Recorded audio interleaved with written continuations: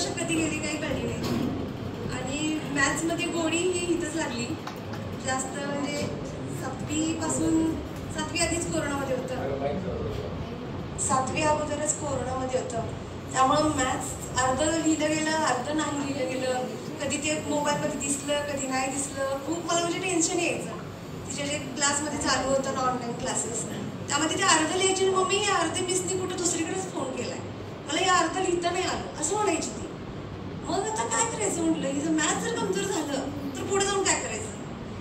मग जेव्हा सरांना आम्ही फर्स्ट टाइम भेटायला आलो, मी माझे मिस्टर, तेव्हा असं सरांनी सांगितलं की तिला पाठवा, तिला आधी तुम्ही पाठवा.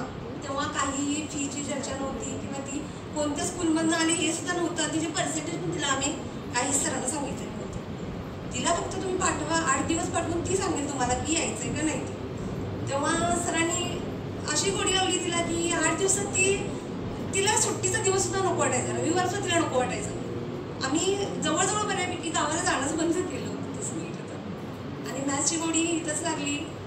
सायन्स आणि इंग्लिश हे दोन्ही सुद्धा विषय इथे छान झाले एकदम तिचे. आणि स्कूलमध्ये सुद्धा तिला म्हणायला लागले की सोनिया मॅथ्समध्ये कशी काय एवढी टॉपला आली एकदम. तिच्याकडून बाकीच्या मुली शिकून घ्यायच्या की हे काय आहे, ट्रिक कशी आहे. तेव्हा वाटायचं की आपण काय तर चुकलेलं नाही, आपण एवढ्या लांब येऊन क्लास लावलाय, हे आपला निर्णय योग्य आहे. सरांचे खूप खूप आभार याबद्दल की त्यांनी एवढ्यापर्यंत माझ्या मुलगीला हे करत आणले, तिला डेव्हलप केलेलं आहे. आणि मदर सरांचे पण आभार, त्यांनी पण खूप आधीमध्ये सपोर्ट केलेले आहेत आम्हाला दोघी. आजला सर, मदर सर आणि बिग सर यांचे सुद्धा लेक्चर्स ती घरी येऊन आवर्जून सांगायची की सरांनी आज हे मोटिवेशन दिले, आज ते दिले. आणि हसत खेळत कुठलाही मॅथ्सला गेलोय असं कधीच नव्हतं वाटलं की टीचिंगला गेलोय. ते असं हसत खेळत तिला सगळं हे 3 वर्ष गेलेले आहेत.